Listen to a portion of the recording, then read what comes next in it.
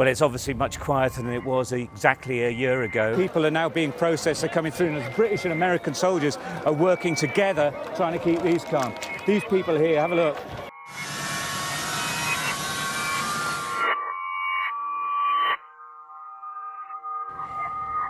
This is the Barron Gate. This is the area that people were brought in to be processed by the British military.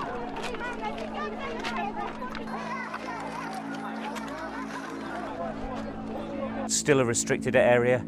They don't really like you filming here at all.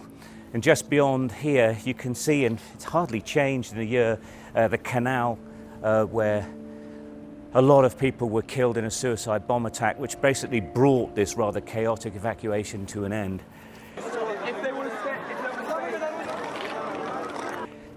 The Taliban have been here a year now. They're totally in control, but this still feels like a country that's not quite sure where it's going in any sort of sense or form. The war is over, but there isn't peace yet. Well, there are still checkpoints everywhere in Kabul. What's interesting, though, of course, they're now being manned by the Taliban.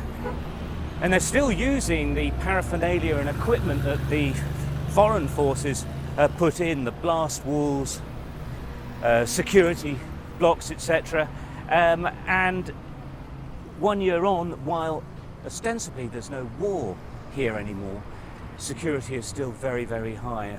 Islamic State are carrying out bomb attacks on a regular basis, and it's likely to get worse as we enter this sort of anniversary period of the Taliban takeover. But it is interesting that although the foreign soldiers have gone, the Taliban have just taken over and is using their positions. As we make our way through the centre of Kabul, there is stark evidence of the deep economic crisis here. Those considered middle class now struggle to make ends meet. In this upmarket district of the capital, women wait for bread to be handed out. They're desperate. On the side of the road, people are selling their belongings. People are bringing their household goods for sale. Everything, you know, you've got a Hoover here and an old microwave. You know, we have car boot sales in the UK, obviously, but this is different. These people are actually bringing their entire houses for sale. I was talking to one guy who was saying that it breaks his heart because he's actually literally cleared out the lounge for sale here, but that's because the economy is in virtual freefall. They don't have any jobs, so this is the only way they can get any money. ما احساس خوب نداریم به خاطر که مردم در این چند سال مال خانه خرید، زندگی جور کرد، جنگ هم راکت قبول کرد، من به قبول کرد، شرایط خراب ما تیر کردیم. هر کس به خود یک فامیل یک تیار کرد، مال خرید، هر ظرف ظروف خانه هر چیز. امروز میبینیم شرایط خراب است، کلگی از دست مجبوری ناچاری نمی مال خودم میارن، مال خانه را ظروف گاز که بسیار ضرورت داره، حتی چیزای این فرش زیر پاش مفروشن. In this country, a carpet is vital. Without one, your home will be very cold in the winter when nights drop well below freezing. The temperature will start to fall in just a couple of months.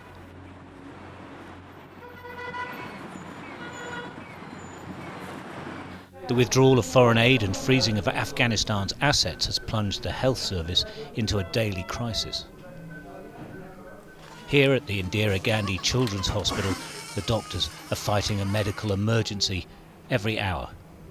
Healthcare in Afghanistan, particularly in the provinces, has been poor for decades. That isn't the issue here. The point is, we're in the best children's hospital in the whole of the country, and they're overwhelmed.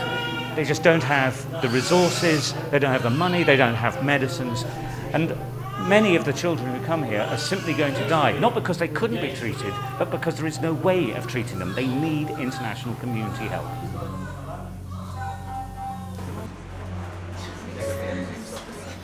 Well, the flags of the Taliban are everywhere. Perhaps poignantly, this is the US Embassy. It's effectively been mothballed, but they're totally in control.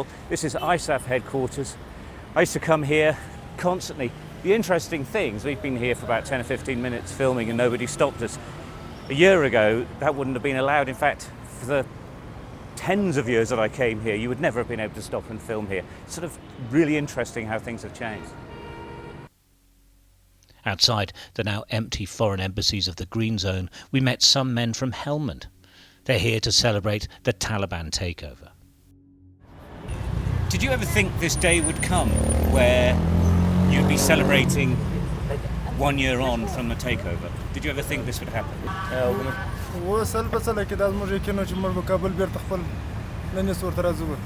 You always knew you would take over. Yeah.